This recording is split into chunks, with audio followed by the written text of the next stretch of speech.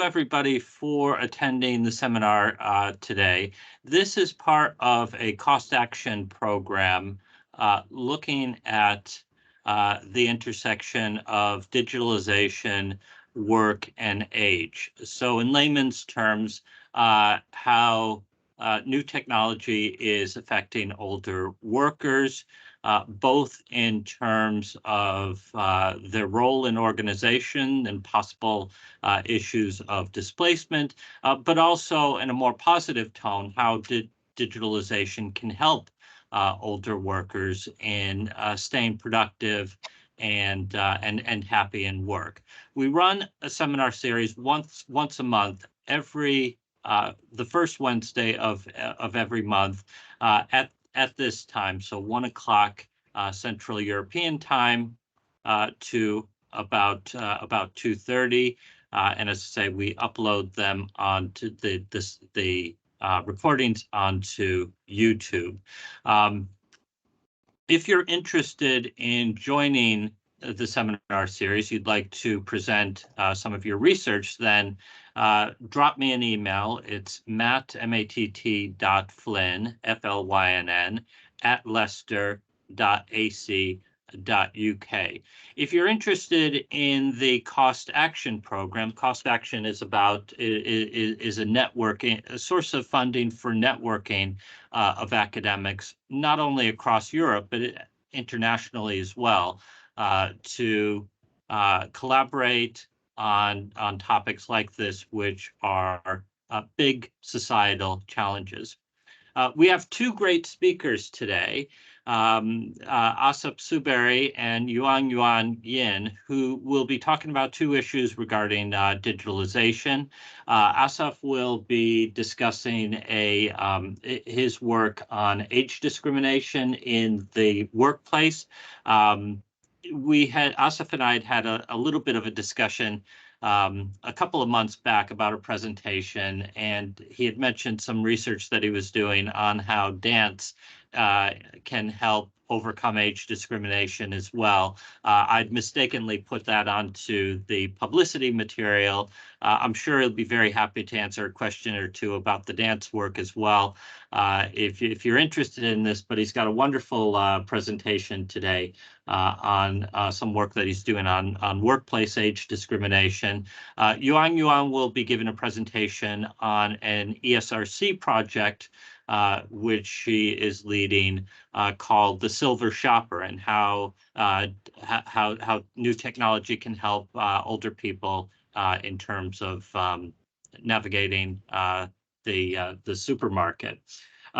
Hopefully we'll have about half an hour for each presentation, and at the end of it, I'd like to have a little bit of a discussion about some collaboration which Yuanyuan and I are hoping to develop between academics in Europe and China. We took part in a conference in Wenzhou over the summer, and some members of Diginet took part in this as well. And we're looking for some opportunities to develop networking and possibly even get some funding to develop the network to look at best practice when it comes to this issue.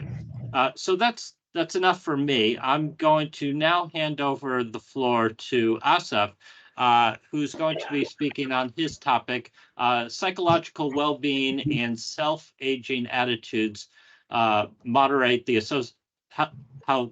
these moderate the association between subjective age and age discrimination in the workplace. So I will now, Matt, yes, I will Matt, now share my screen. Yes. Hi everybody. Is it possible to change the order, or would you prefer me to start? Yuanyuan, would you prefer? Would you be okay in starting giving the first presentation? Yeah, I don't mind. Yeah, it's okay. We'll have a quick change of ordering here. I'll stop my screen, and Yuanyuan, if you could share your screen. Thank you, and thank you for that. That's fine. Yeah, my pleasure. Yeah. Okay, can you see my screen? I assume probably you can. Yeah. Okay, good. Yeah. Hello, everyone, and my name is Yuanyuan Yin, and I'm a professor of design from University of Southampton. So it's my great pleasure to be able to be here today and then to share my project with you all. This project is about the smart retail service design for healthy aging. So the project started from a ESRC funded project named Silver Shopper, which is a kind of the first step. We started investigation about older shoppers' experience and issues they explored. And following on that, we've developed a kind of towards the digital or the smart design direction to explore, how technologies can be applied to help this group of customers.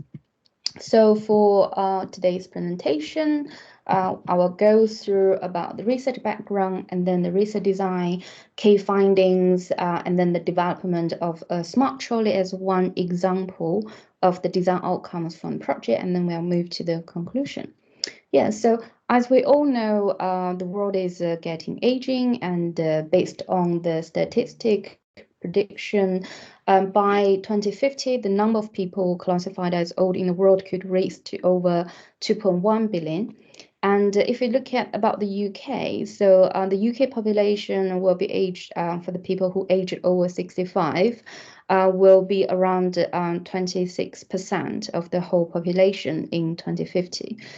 So for this slide, you can see some aging map for the UK. So the darker color means there's more percentage of older people in the area. So here you can see from the 2019, 2029, 2039. And you can see, the area is getting more and more have the darker places around the UK. So comparing with the previous older generation, the current older generations, they are healthier, wealthier, and they're more willing to pay more for high quality products, especially, for food and those essential, daily life items. At the same time, they still have similarities comparing with the previous old generation from the human factors, like they have a decline in the ability of see, hearing, mobility, cognitive skills, and other kind of skills or abilities.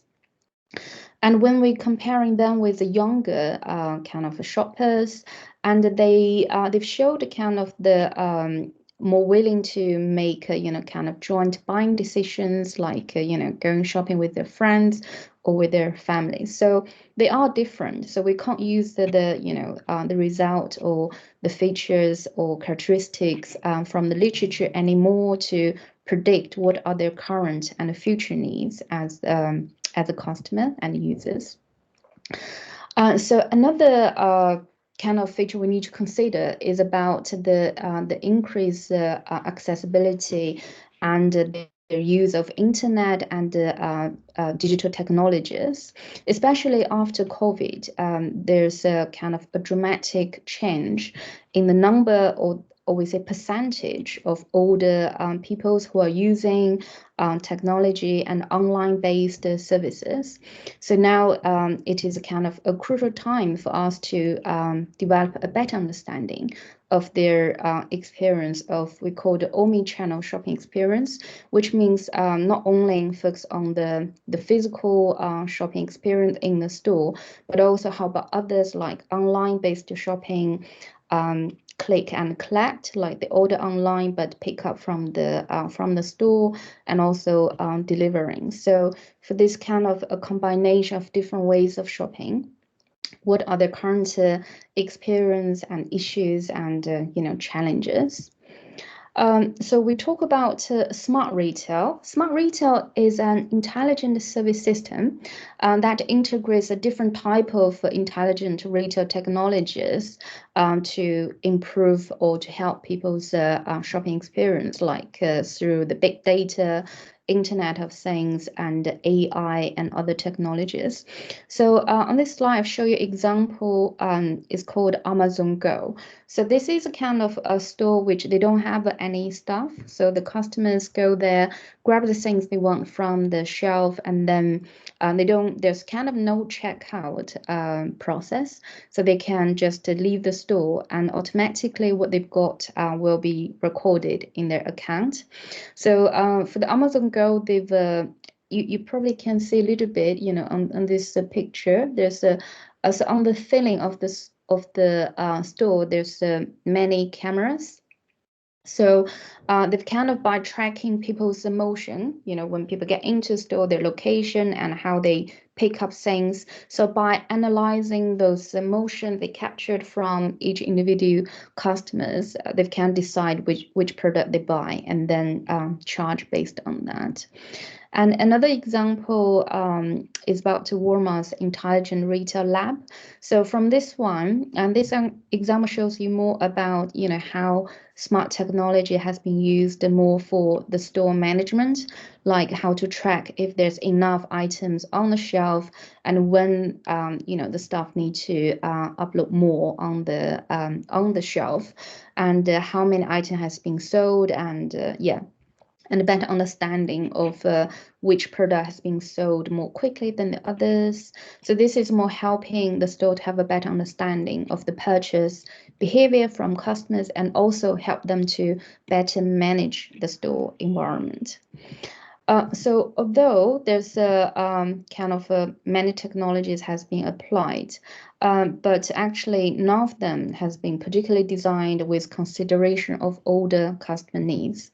So therefore, this project aims to explore challenges and the difficulties that old customers face during their supermarket shopping, so as to have a better understanding of how smart retail technology can be applied to improve their shopping experience.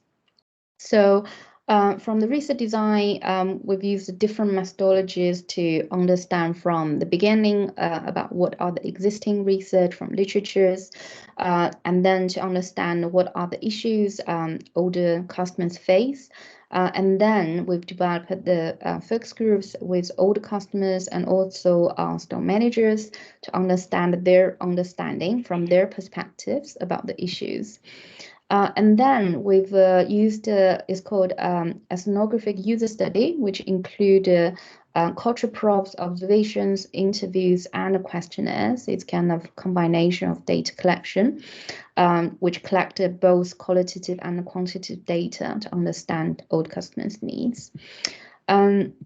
So in the UK, and we've had 3 kind of data collection sites from Alnwick, Salisbury, and West Dorset.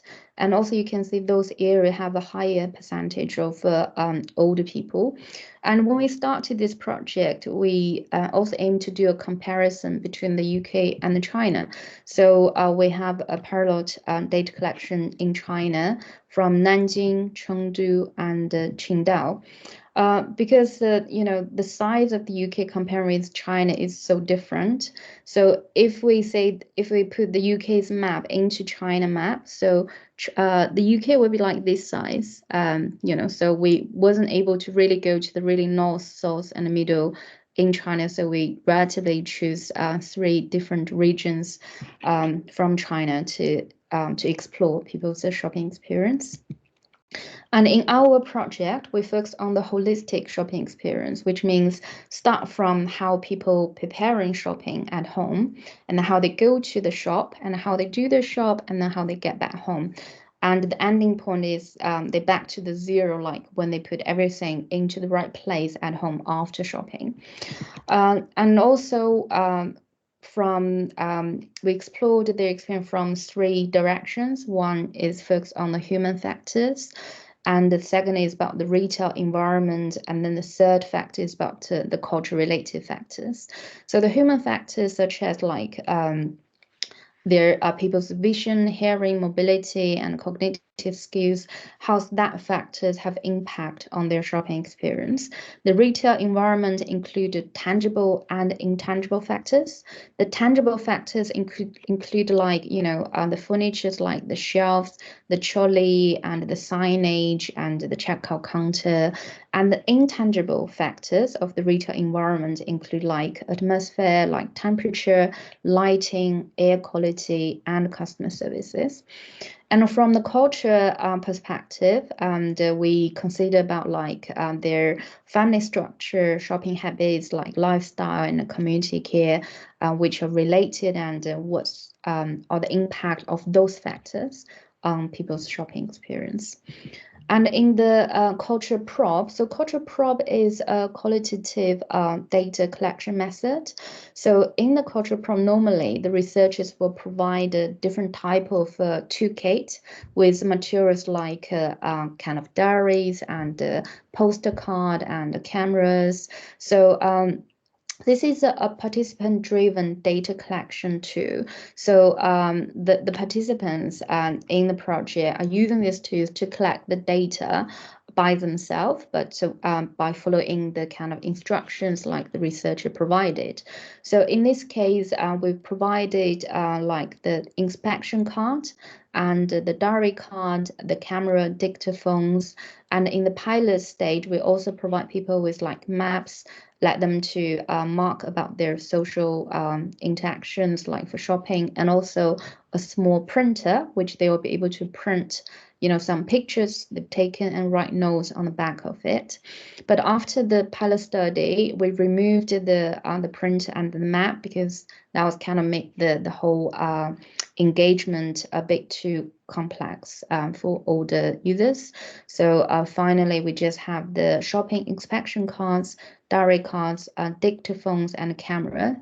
So the dictaphone is mainly for people who have difficulties for writing, for people with some disability and less ability, which affect they couldn't write down, for their experience. So we encourage them to use the dictaphone to record their shopping experience.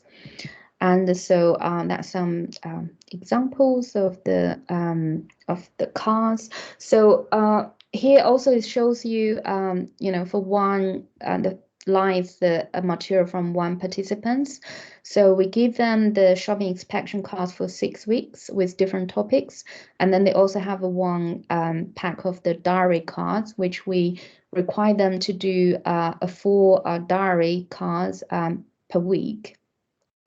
And here are some examples of the shopping inspection cards. So this is for week 5. So the week 5, we want them to focus on like shelf design and product display. And so for each of the week, we have 3 cards for them. One is a listed. So the listed card, we ask them to record any issues they face, which links with the topic of the week. So they will write any information about like the problems, the issues, and also we want them to write, kind of neutral or positive side as well, like what make them feel pleased and happy. And then the second card is about dream it. So this one is we ask them to say, okay, in the ideal situation, how those issues you've listed in the listed card can be improved. So the first card is more about understand the current situation, what challenges and difficulties.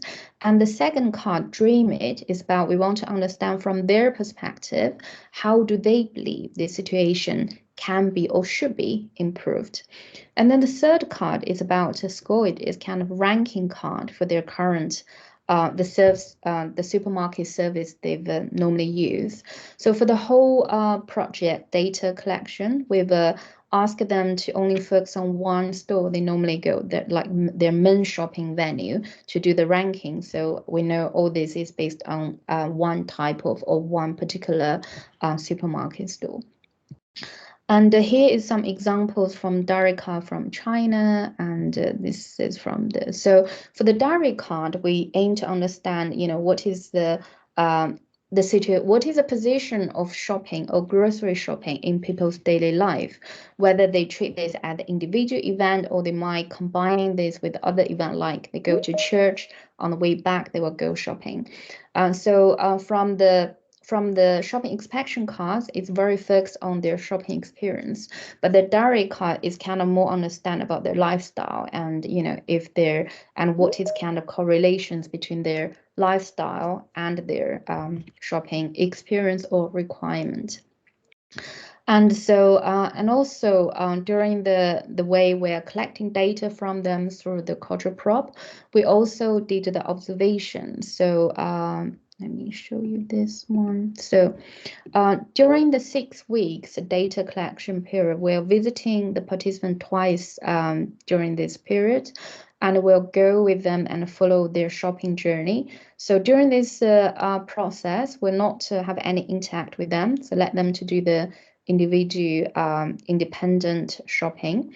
So the showing on the screen is a couple who have both of them have the MS disease, which means they heavily rely on wheelchairs.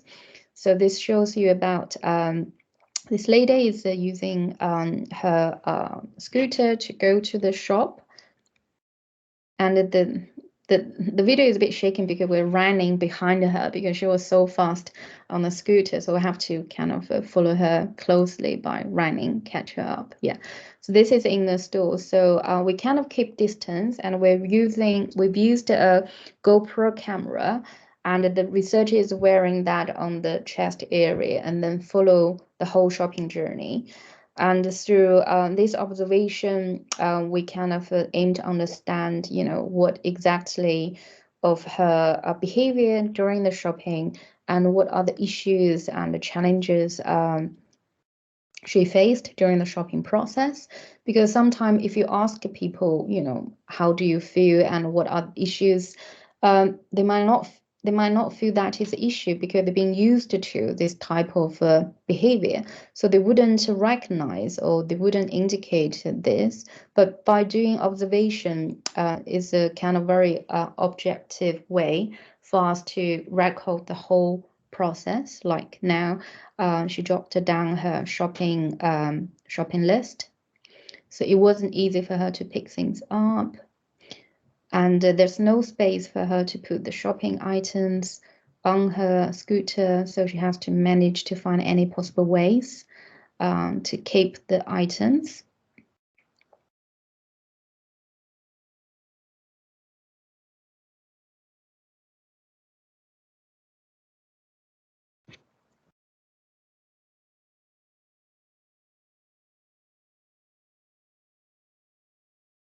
Okay.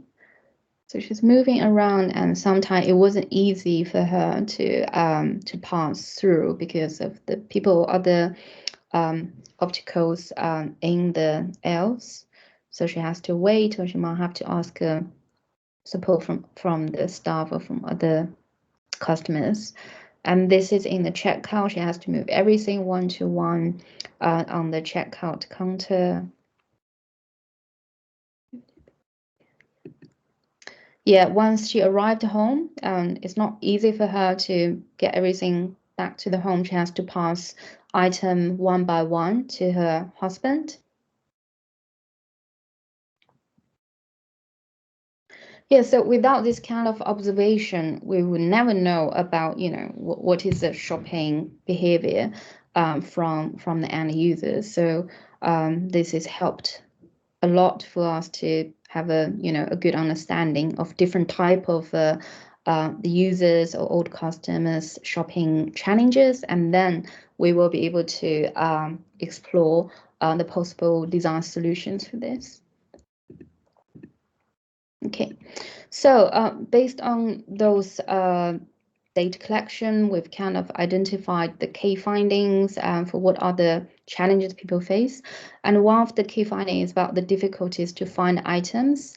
And due to, for example, the store are changing the layout frequently, and because the signage is not really clear, and also the product displayed on the top and the bottom of the shelf is not really visible. So all these issues caused the difficulty for customers to find items, and also issues with like store facilities. For example, some participants mentioned about it's difficult to set up their shopping list or different type of shopping bag or wheelie trolley or walking stick with the current trolley they have in the store. And also it's difficult to pick up item from the top shelf or from the, if they use the deep trolley, it's difficult to pick up things from the bottom. Other issues like, small labeling on the shelf, and also sometimes the price system, like the unit price, is not consistent, so they can't compare, two pack of like ham. One is priced based on the unit price as 100 gram, another maybe 200. So that was caused difficulty for them to find which one is more economic for them to purchase. Another one is about concern about the smart retail technologies. Many of them say they're worried about the online shopping, and one of the main reasons is they don't trust about the online payment. Many of them say, I never use my debit card or credit card online because I worry other people might take money from my account. And also when they do the online shopping, when they want to search one thing, for example, ketchup, they will get like 100 things linked with ketchup, but not the ketchup they want to buy, like noodles with ketchup and some other things with ketchup. And only two-thirds of them say they never use the self-checkout services because they want to have the conversation with the real people for the checkout. And some of them they say they only use this for small shopping, like 1 or 2 items they will buy, but when they have like weekly household shopping, they will not use that. So those are the kind of the issues we've identified, and based on those issues, we've developed 24 new product and service design concepts. So I'll just show you some examples. So this is what we call the smart electronic shelves. So with this shelf, we've designed kind of a support center on the side of the shelf. So from this one, customer can scan the items, and the big screen will show them about the information of the product on the package. And also if they need any more support, they can press a button to link with staff at the customer service, which will help them for any questions. Another design for this one, they've changed slightly about the angle of how they display the labels on the shelf. So it's kind of the top level. They will give a slight angle towards to people's the vision direction. So face down a little bit and the bottom face up. So if although this is very small change, but that will make it much easier for people to read the labelings on the shelf. The next one is called Follow Me. So this is kind of a robot basket. So this is help the issues about people complaints about it's too heavy to carry a basket during their shopping journey. So with this design, the customers just wear like a bracelet, like a smartwatch type of thing. And then there's a Follow Me basket will follow customers during their shopping journey, so they don't need to carry stuff. And also there's a kind of a small communication port, which customers can talk with the staff from the customer service department. And there's a camera there, so they'll be able to see the surroundings of the customer and provide more precisely support. And this is a mini market. So with this concept, people just grab this kind of tablet device at the beginning of the shopping, and there's a scanner on the side, so people don't need to carry any item they want to buy. They just scan the information of the product, and then they can show the information of the product as the bigger size, and then change the item numbers they want to buy. And after the shopping, they can collect everything they want to buy from the customer service desk. And this is the shopping cafe concept. So this is kind of following the idea people want to have a social time with their friends, and same time they can complete their shopping. So with this smart table, people can have a tea and coffee with their friends, but at the same time, through this smart table, they will be able to order items. And then once they finish their coffee, and then they can again pick up their items from the customer service desk. So for both this shopping cafe and the mini market is simplified the shopping process, which is still let people to go to the supermarket, which is keep the physical interaction part, but also integrate a bit of the digital shopping into this physical world. Another one is the we call the iTrolley, and so for this one is allowed customers to use their own shopping bag, and during the shopping they'll be able to scan the item they want to buy. So this is simplify the checkout process. So people pick up items and drop into their own bag, and then the system will scan the items. So they can just go check out and scan the barcode from the trolley. They'll be able to finish the payment. So we had the IP registered for this one. So this is the first version. And then we've done the second round R&D and developed the second version of the smart trolley. So this will provide in-store navigation for customers, and also this is kind of slightly lower level base designed trolley, which will allow people to accommodate with different type of personal shopping bags, basket, wheelie trolleys, or walking stakes. And another key feature for this one is they provide a shopping app as a virtual shopping assistant. So the assistant will support people to have the auto shopping list generation, in-store navigation, easy checkout, and shopping guidance. So I'll show you a video of this in the following slides. So we did the middle stage evaluation to collect feedback, and then so the middle stage is like we're using this wood material model to do the test, and this metal one is the final product. Yeah, so this is showing you about the interface of the virtual shopping assistant. When people grab a trolley, they click on Start Shopping. They can either scan their shopping cart to access into here, and based on their historical shopping items, the system will automatically generate a shopping list, and people can edit this list for the day of the shopping. And then once they've done the list, they select Go Shopping, and the system will show them about how the items locations in the store, and when they need any help, there's a button that I need help. So instead of they need to look for staff to help them, the nearest staff and available staff will come to them to help them for any issues they may have. And then the system will direct them from their current position into the different items until they've finished and collected all the items they want to buy. And then they will show them the nearest and also the checkout with the shortest queue for the final checkout. Yeah. So this is the first version of the smart shopping apps. And then so we did several evaluations of the concept in the real supermarket store and some exhibitions.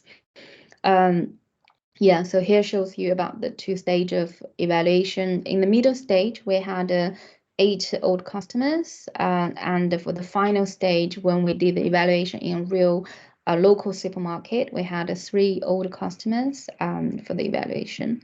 So here's more pictures about the middle stage evaluation, and this is the final one. Yeah. And so based on the evaluation of the prototype, and most of the participants agreed for this is the smart trolley is really helpful for the grocery shopping, especially for the indoor navigation process. But they also comment about they might be challenge for older people, like aged over 80 years old older people. And most of them are quite confident about using this if this will be available in the supermarket, but they might need some support for the training to start when they first use them. Yeah, and they've recommended about, you know, it might be good to include, you know, how to support for healthy shopping from this smart trolley. So based on the evaluation, we've kind of did a few updates for the existing prototype. One is that we are kind of increased the size of the text and images of the display from the app, and also we've added other informations like relevant with the health related issues. For example, if people have any allergies, and they will provide a warning sign for that. And also we consider about, you know, how to provide shopping recommendations based on budget issues, based on the health related issues. So we've added a function which will provide shopping recommendations for a shopper for the cheaper alternatives. So based on the item people want to buy, we will suggest, okay, this is a similar product but cheaper.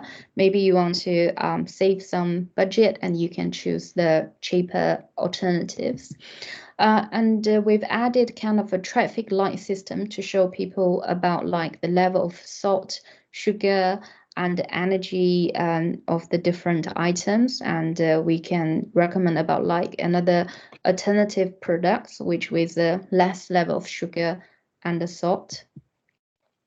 And also we had the third recommendation is like based on people's shopping habits, you know, based on their historical shopping data, we'll be able to find out, you know, what type of products or the food they normally buy, and what are the products or the food they should have, but they don't want to buy it because they don't like it.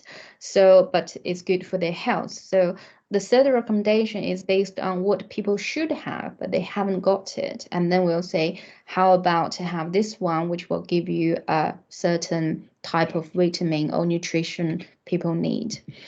And another new function we provide about the recipe. So we, for people who have less about like cooking skills, we recommend about like easy or simple recipes for people to kind of move themselves away from processed food like microwave food to use more kind of fresh food materials for cooking.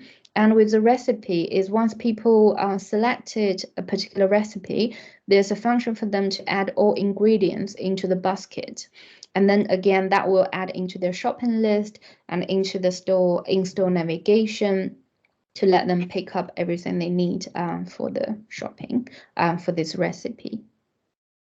And they also can, you know, choose the recipe based on what they buy from the shopping list. And for people with the, you know, the vision issues, we also added about the different like mood, like dark mood or light mood, for the different vision requirements. We've also aimed to add voice interaction, you know, for people who might have a less flexibility of fingers. Yeah, so those are some kind of recommendations we've developed based on the evaluation. And for the future directions, we've kind of explored how to use the virtual reality technologies to let people, you know, to have to access to the supermarket service at home, but let them to feel as they are in the physical store. So we've developed like a virtual supermarket, and the customers can wear VR headsets. And so even they will be stay home, they will still be able to feel they're in the physical store. And instead of using mouse or, you know, screen to control which one to buy, they can use their, you know, motion, like pick up things from the shelf, put into their basket. And another key feature we want to develop in the future is about social interactions. Although they might be stay home and you know, go to this virtual shopping environment, but we would like this will be able to let, you know, they can see other people or their friends shopping in the same virtual space, and they will be able to say hello, have some social interactions. in a similar way like they will do in the physical store. So this will contribute to the social isolation issues the older people face at the moment. Yeah. So that is all for today, and thank you very much for your listening. And if any questions, you'll be really welcome. Yeah. Thank you. Thank you so much.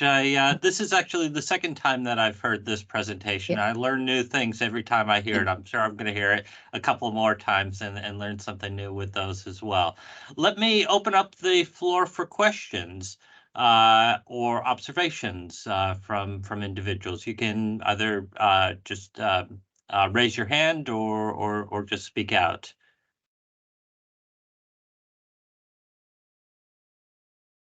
While people are thinking about a question, I have a little bit of an observation, and this came to mind in both presentations. The way that you presented the need for this research was kind of the business case approach to this, which resonates with retail companies. The older population is growing. Not only they're growing, but they're healthier and they're richer than previous generations. It simply makes sense to for the company to invest in new technology to make shopping easier for older people, because they'll get a payback for that.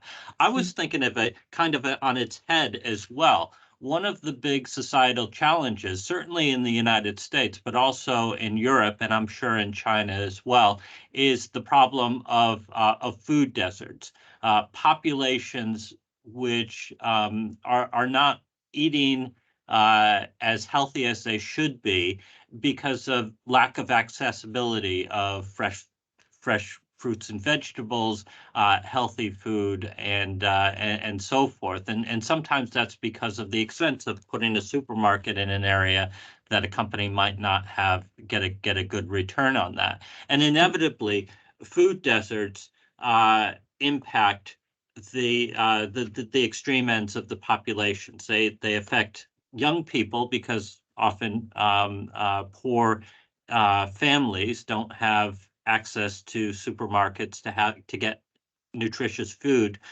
for their children, and that has some very big ramifications. But it also affects older people as well, the lack of access to supermarkets and so forth. I was wondering, do you have some thoughts on how technology like this can help in dealing with this big challenge?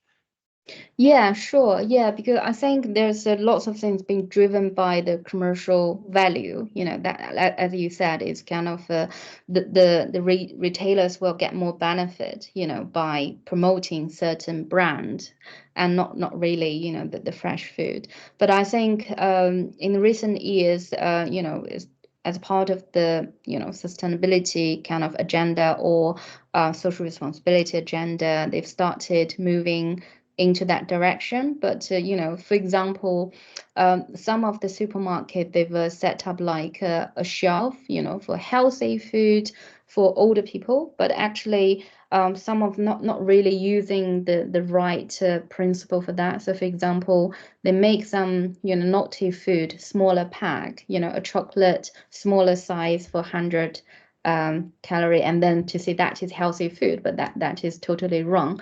And I know my colleagues from the nutrition sciences, they say the government is setting different policies to direct, this moving for older people, especially moving from, the processed food into healthy, fresh food.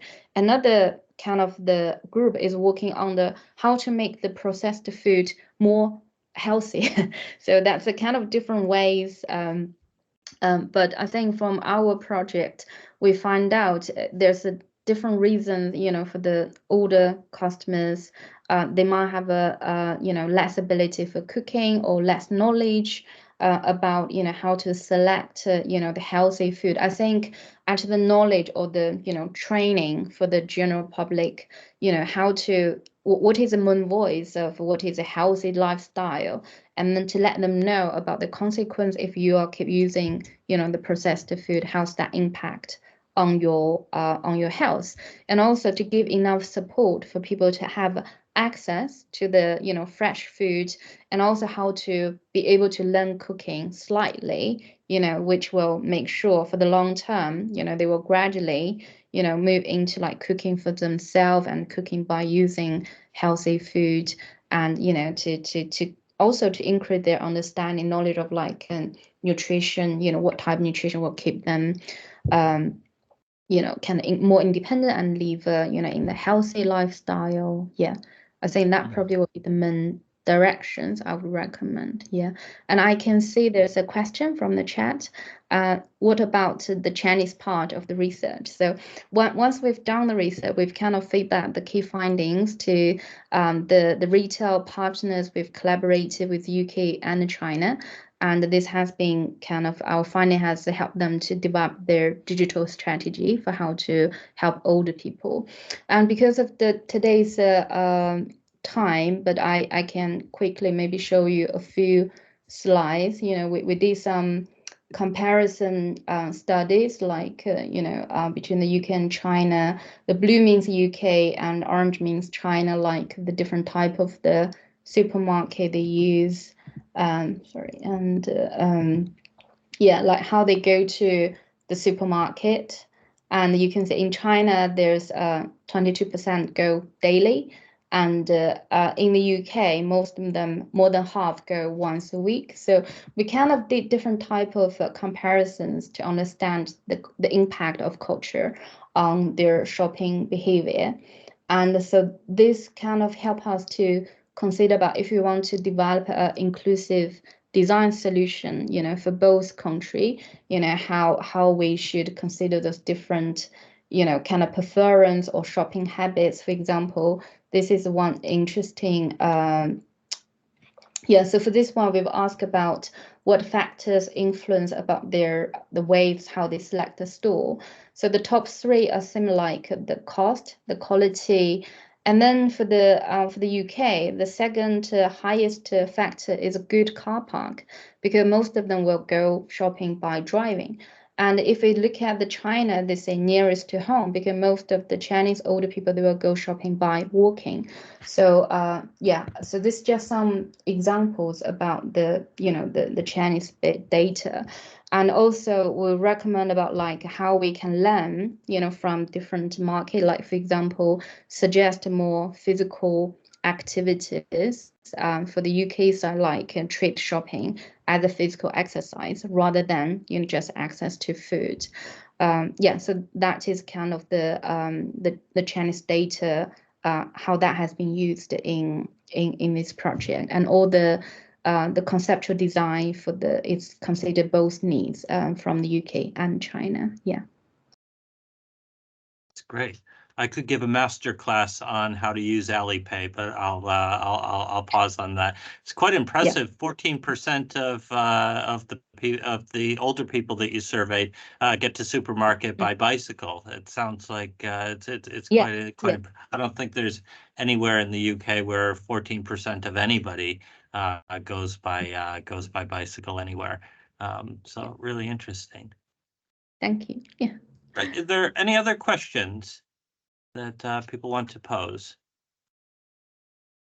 Okay, so let's move to the next presentation, which is Assaf's on age discrimination in the workplace. And Assaf, I'll share my screen and just let me know when I should move the slide. Okay, thank you. Hi, everybody. My name is Assaf Suberry from Bar-Ilan University. I'm talking to you now from the lowest place in the world, from the Dead Sea. And it's a beautiful place. The weather here is good. And I'm a postdoc at the Impact Center, headed by Professor Liat Ayalon. And we are studying aging and ageism. And today I want to talk to you about work that has been done with my supervisor, that he is attended here, Professor Ehud Bodner. And thank you, Matt, for this opportunity. We are going to talk about psychological well-being and subjective age and self-aging attitudes, how it is associated with age discrimination in the workplace. So, can you see the slides right now? Is everybody okay with the slides? Okay, great. So maybe I will, because you are handling it, I will tell you whatever to move on. So the world, as has been told before, as is well known to this audience, the world is getting older, and the older population is steadily increasing, and ageism, according to the WHO definition, is the way people think, feel, and behave towards another person due to his or her age. Specifically, I'm focusing about ageism directed towards older adults. A part of ageism is self-ageism, is the way a person perceives his age and his process of getting old. We can move on right now to age-related discrimination in the workplace. So ageism in the workplace manifests itself in the individual or the institutional labeling and discrimination against an employee due to his or her advanced age. So we know that this phenomena is widespread and it is prohibited according to the law, and in many countries, in Israel as well. And in spite of the difficulty of estimating the exact extent of this type of discrimination, it seems to be a very widespread phenomena. So the percentage of employees who experience discrimination at work ranges from 48 to 91%, according to one research. And for example, in a longitudinal study that was done in the MIDAS, the Middle Life in the US study, indicates that 81% of employed people aged 50 and over reported experiences age discrimination in the past year. So recently, age discrimination in the high-tech industry has also been reported. So if we are talking in this forum about digitation, and so it is apparent that during the COVID-19 pandemic and the accelerated momentum of automation and digitation has resulted in an increase of the threshold condition for positions in industry. This in turn has made it harder for middle-aged population to enter the labor market. So we can see this ageism manifests itself in various forms at the workplace. And generally, older employees are perceived as being inflexible or tending to avoid changes, or as having low ability to acquire new skills compared to younger workers. So we can move on forward right now to the next slide. And we understand from a psychological point of view that this discrimination has its effect, is a stressor, as a stressful factor, which associated with increased levels of depression and anxiety, as well as with reduced levels of psychological well-being and life satisfaction. So it is a worrisome phenomena, as we know that the proportion of older adults is increasing and will be exposed to this age discrimination in the workplace. So we are thinking in our study, let's move on to the next slide and think about 3 resources that may decrease this perceived age discrimination in the workplace. The first one is psychological well-being. It's psychological well-being is a broad term that reflects the existential challenges the individual faces in his or her potential for optimal functioning in her and her life. And in the next slide, we can see that psychological well-being, according to Carol Reef's positive psychology's approach, describes psychological well-being using a model consisting of 6 dimensions: autonomy, personal growth, environment mastery, positive relationships with others, purpose and meaning in life, and self-acceptance. So it's a very broad term that really deals with the way a person engages in many aspects of his or her life, the meaning in life, how he's connected with others, and so on. So in the next slide, we can see that psychological well-being in life was investigated in hundreds of studies. And for example, meaning and purpose over the life course, as well as the capacity to self-acceptance, both have a positive effect on employed people, reducing the chance of illness and improving quality of life. So we think psychological well-being, when an employee has these resources, it's an important resources concerning the perception of age discrimination in the workplace. Moving on forward to the next variable, we examined also subjective age, which is defined as the age individuals feel like in relation to their chronological age. So according to a vast amount of research, since age of 25, 30, people ascribe themselves a younger subjective age. Young subjective age has been associated with better subjective and objective psychological, physiological, cognitive performance, better health, longevity, and psychological well-being. So we think that it is an important second resource concerning age discrimination in the workplace. Moving on forward, self-perception of aging is also a very wide term that is being investigated in gerontology from a vast amount of angles and perspective. So we are looking at Laura Skartensen socio-emotional selectivity theory, which argues, which proposed that with the increase in age, better emotional regulation capability develops. So thinking about an older adult that he is an employee and he is being discriminated in the workplace, how does this encounter with this discrimination, he's being objected and is being regulated and is being affected, the older adult.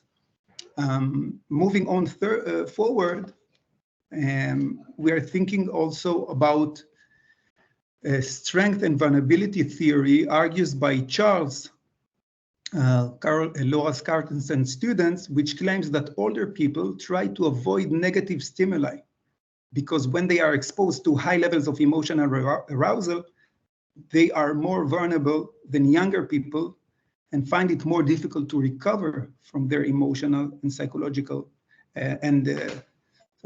balance. So again, put all the time in your head this phenomena of being discriminated in the work, as well as combining the way a person how it affects him emotionally due to changes in psychological changes, social changes, as well as his past experiences, the way he sees the way he is aging. You know, he's getting old. He knows that the time left to stay at work is getting less, and so on. So we think that if a person has a positive perception of getting old, it will be a third resource concerning age discrimination in the workplace. So moving on to the next slide, we can see the research model. We think that younger subjective age will be associated with less age discrimination in the workplace, and this will be moderated by psychological well-being and aging as a period of loss.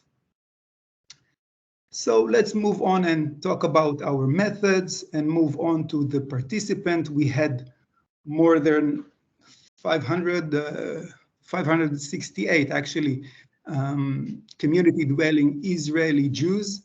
I forgot to mention here the average age in our survey was 66, and we had most of them were educated and they had quite good health, and 67% of them were still working. So this is our sample, and moving on to our measures, in the next slide we can see we've picked a few measures. Work age discrimination scale, but Marciano and colleagues. We examined psychological well-being according to Shrira et al., including items concerning life satisfaction, self-acceptance, positive relationships, personal growth, autonomy, and so on. These dimensions are according to Carol Reef's model. We ask also subjective age. How old do you feel in reference to mental health, physical health, appearance age, and behavior? Mental age, physical age, sorry, appearance age, and behavior age. We average these scores. And the last measure was age as loss. We asked in a few items based on Laidlaw et al. From 2018, old age is a depressing time of life. And we reversed the scores, we recorded it, and this last item also may actually measures the perception of aging. How does a person feels the way he's getting old? Next, moving on next to the data analysis, we work age discrimination was regressed on covariates in first step, and then afterwards we added the 3 variables: psychological well-being, subjective age, age as a loss. On the third step, we added the 3 two-way interactions, and on the fourth step, we had a 3-way interaction of all these 3 variables, all of them predicting work age discrimination. So let's move on to next slide, and then to the next slide, to the hierarchical linear regression predicting age discrimination in the workplace. So you can see in the covariates of the first step, gender was significant as well as education. So if you are educated, you perceive yourself as less discriminated in the workplace, as well as self-reported health. If you report that you feel healthier, then you feel less discriminated in the workplace. On the second step, we can see that almost all variables had main effects. Psychological well-being was negatively associated with age discrimination in the workplace. Subjective age, marginally significant, and aging as a loss had significant effect with age discrimination in the workplace. Moving on to the third step, we can see only one of the 3 respective two-way interaction, only the psychological well-being and subjective age interaction was significant. And on the fourth step, we can see a 3-way interaction that was also significant. So moving on, and let's try to understand these results. So participants who reported lower psychological well-being, you can see here on the dashed line, had significant positive relationship between subjective age and workplace age discrimination. Among participants who reported higher psychological well-being, the negative relationship was insignificant. So we can see it was not significant if they had, meaning that higher psychological well-being is associated with lower age discrimination in the workplace, even in the challenging condition of older subjective age. So we can see that subjective age is an important factor or resource concerning age discrimination. Moving on and trying to explain in the next slide the three-way interaction, we can see the steep black curve demonstrating significant positive association between subjective age and age discrimination at work, depicting participant reporting both, you see the steep line, reporting both high losses, they feel that they had high losses at work, as well as low psychological well-being. So these participants, they are the most vulnerable participants. They have low psychological well-being. They feel that aging is a period of loss, and as they feel that the older the subjective age, they feel much more discrimination at workplace. So let's move on to the discussion part in the next two slides. So in the current study, we wanted to investigate the combination of three psychological resources among adults at the second half of life, reporting age discrimination in the workplace. And there is a hint that psychological well-being is the most significant resource. Okay, so when people had these resources, they felt lower workplace age discrimination. So moving on and trying to understand this, and by also supporting this with some past research, we know that lower levels of age-based discrimination in the workplace, when there are also a sense of appreciation towards the older workers in the work environment. So employees with high psychological well-being, at any age, they enjoy better mental and physical health and function more effectively in the workplace. So moving on forward, the workplace environment is an environment when the individual consistently grows on a personal level. Okay, thinking about the eudaimonic psychology by Aristotle, which is the basic of this psychological well-being construct, okay, by Carol Reef, focus on the happy person, and a happy person is a good person which brings forth that in which is hidden within himself, a person that fulfills his ambitions. So when thinking about this at the workplace, we can think about an older employee who develops independence and new skill at work. He gains knowledge. He learns about and he acknowledges his or her personal qualities, as well as his or her weaknesses, and also in the light of getting old, environment where he or she derives meaning in life through daily activities.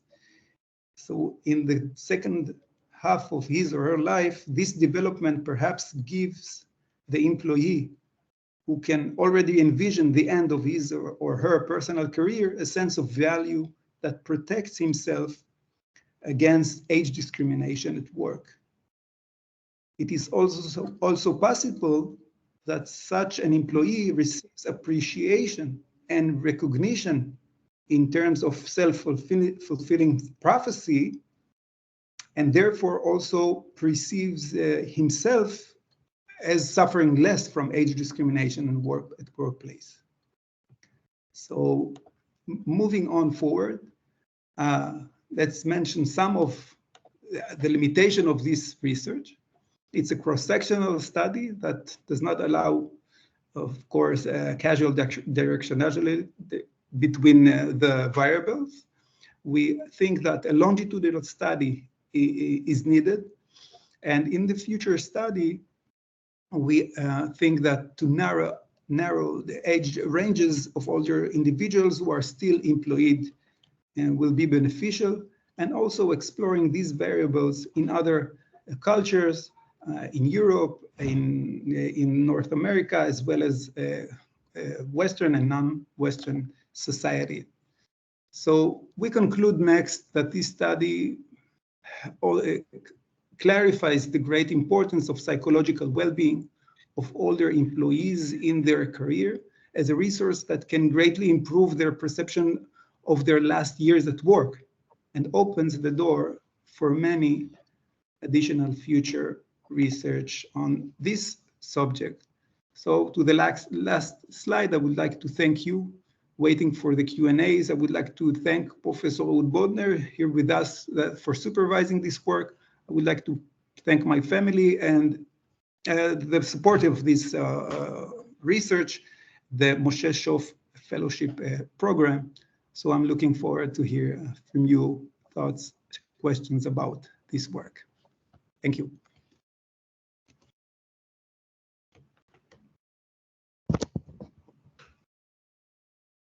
All right, thank you so much. Let me just see here. Unfortunately, I wasn't able to see the chats during the slideshow. So let me just read through.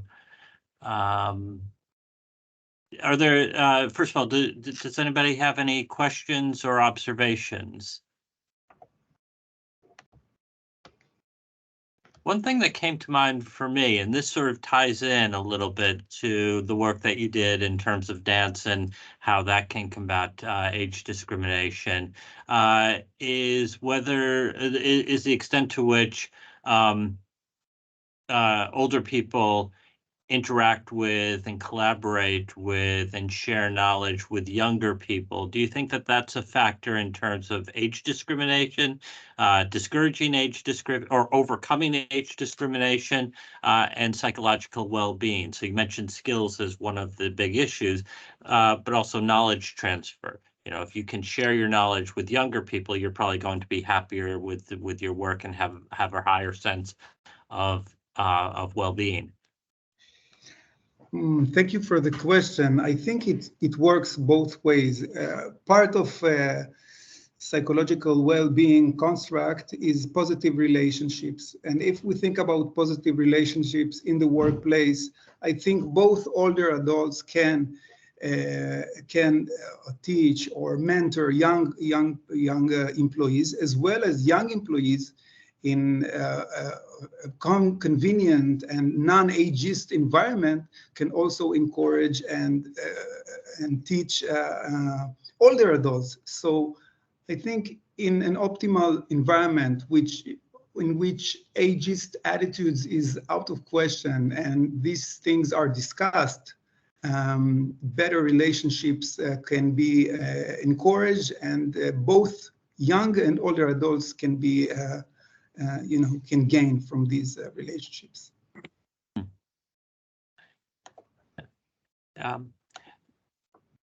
Yuanyuan? Thank you very much. It's a brilliant research. It's really interesting, especially for the psychological well-being and also subjective age. So because I'm kind of more from a qualitative research, so I'm kind of more interested about for the next step. How can we support people, to kind of psychologically feel younger or being perceived being younger. Whether there's some studies has been done, like for example, you help people to dress up differently or make them feel or look younger, whether that will, improve this age kind of issues in the workplace? Yeah, that's a good question. Actually, subjective age is a very well-studied construct, and it is connected with many positive things concerning age, as well as physical things that are measured in our body, hand grip, and so on. But mostly, when you think generally about this construct, people ascribe themselves, I'm talking about adults, from, as I've told in my talk, people ascribe themselves a younger subjective age. And I think it is part of the way they perceive their aging. And so as people are getting old, let's say from 60 or let's 70 and on, it's quite difficult to teach people about, try to still think yourself as younger. It is connected with much more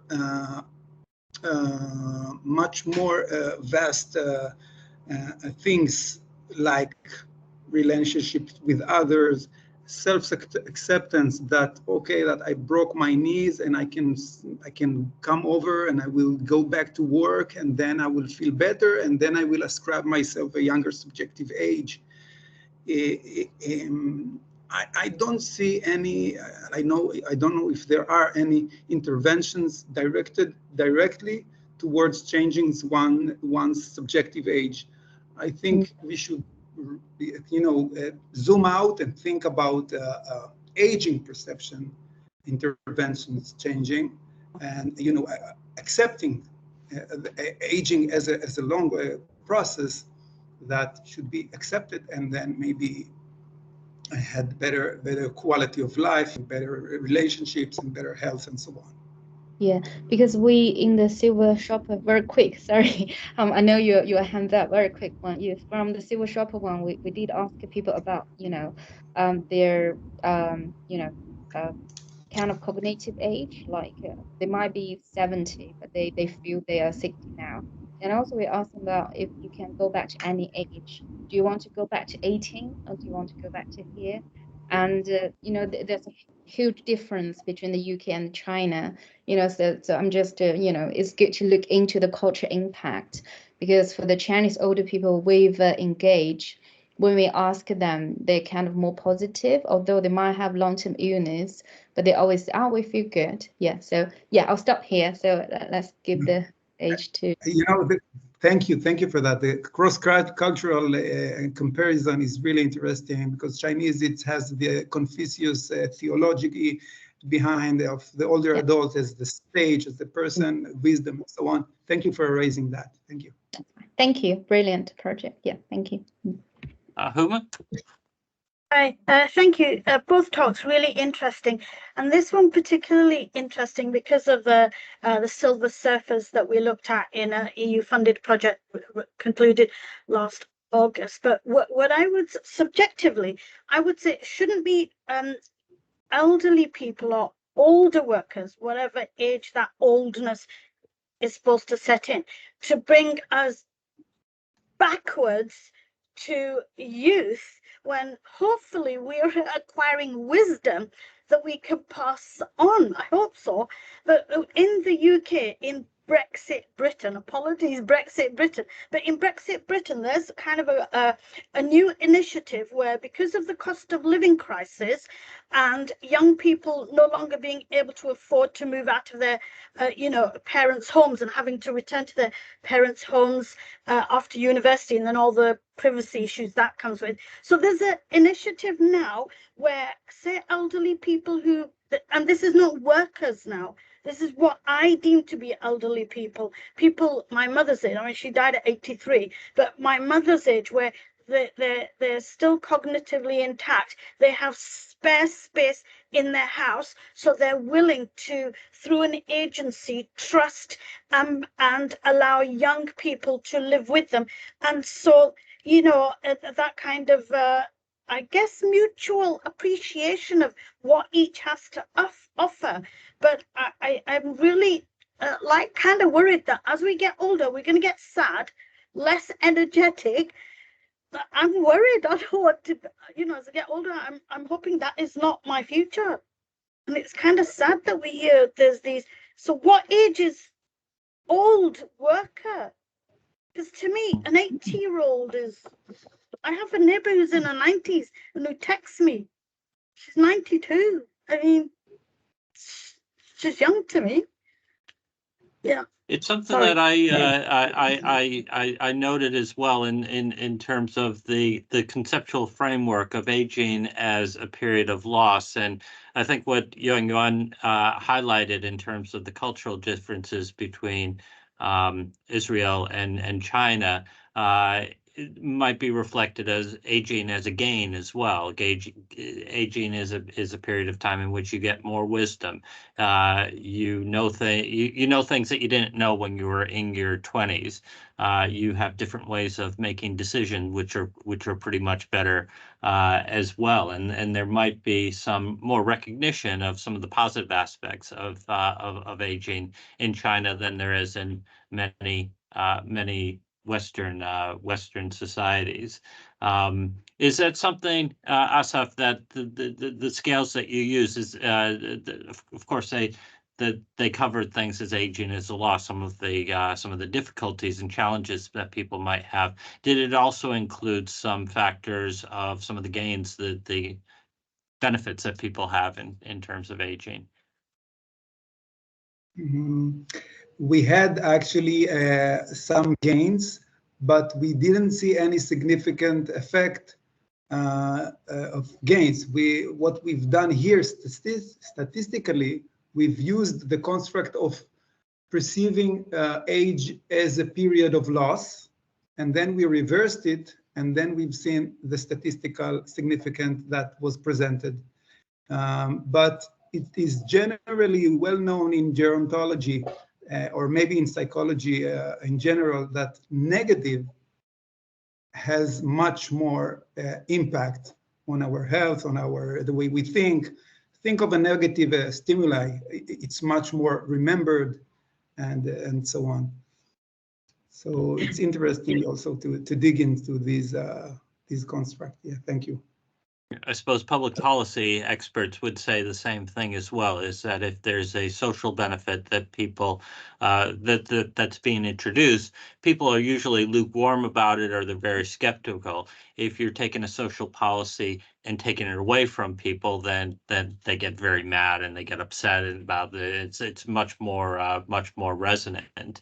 And I'm thinking about this in terms of aging and some of the public policy interventions across Europe, encouraging employers to repurpose and reuse the skills that the skills and knowledge that older workers have, and can this then have a positive impact on their well-being? So, for example, I know of a program called an intergenerational relay system. So, in Italy, so the last year that you're before retirement, you spend that time mentoring the person who's going to be taking over your post. Well, what does that do? It could be a win-win-win. It could be a win for the younger person because they get to more smoothly transition into the role. I would have loved to have had that in the role that I'm in right now. I would have avoided a lot of the mistakes that I've made in the past couple of years, or the past year.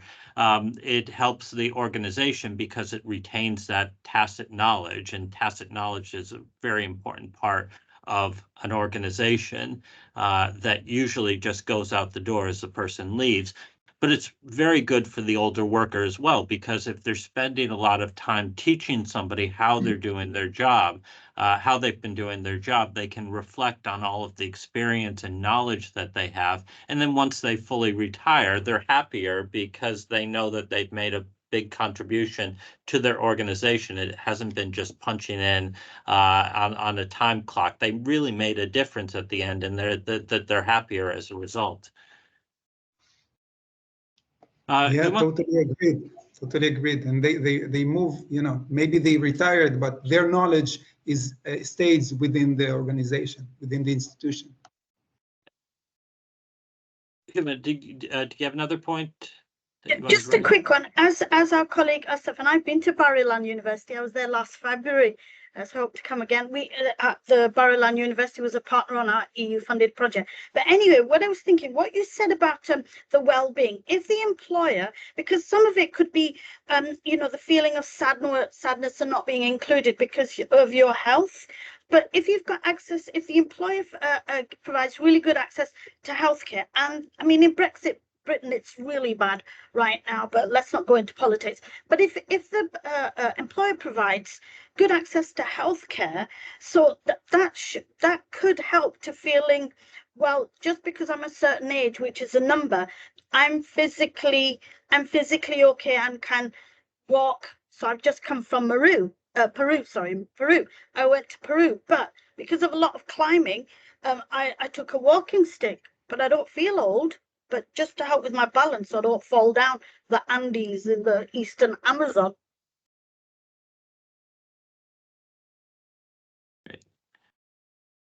We're running a little bit short of time. We're just kind of coming up to 1:30 UK time and 2:30 Central European time. Fortunately, we won't have time to discuss the Europe China network, which we're hoping to develop. But if it's okay, I'll circulate. Yuanyuan and I will circulate a note to the group as well as to Working Group 2 of Diginet about this. And those who are interested in maybe being part of this network, then please do contact us. I did invite a couple of colleagues in China. Unfortunately, well, one, it's Chinese New Year now, so people are maybe taking a well-deserved break from their work, and two, it's like 4 o'clock in the morning for them right now, so I couldn't ask them to join today. But we'll follow this up with a little bit of a discussion at the next session. The next seminar will be the 6th of March from 1 p.m. Central European time, 12 o'clock UK time. If you are interested in giving a presentation for the next session or for future sessions, they're the first Wednesday of every month. Please do drop me an email, and I'm sure I can fit you in. We have a broad range of discussions of topics and material. The Cost Action Program, Diginet, is concerned with digitalization, age, and work. As long as your presentation covers at least 2 of those issues, I'm sure we can fit you in. So with that, let me thank Yuanyuan and Assaf for 2 excellent and thought-provoking presentations today, and thank you all for joining the seminar. We had a really good and interesting discussion. Thank you. Thank you very much for inviting us. Thank you. Thank you very much. And I'll follow this up with an email to everybody on the YouTube link. Okay, So, thank you. Thank Bye. you all. Everybody have a good day. Bye-bye. Yeah. Bye-bye.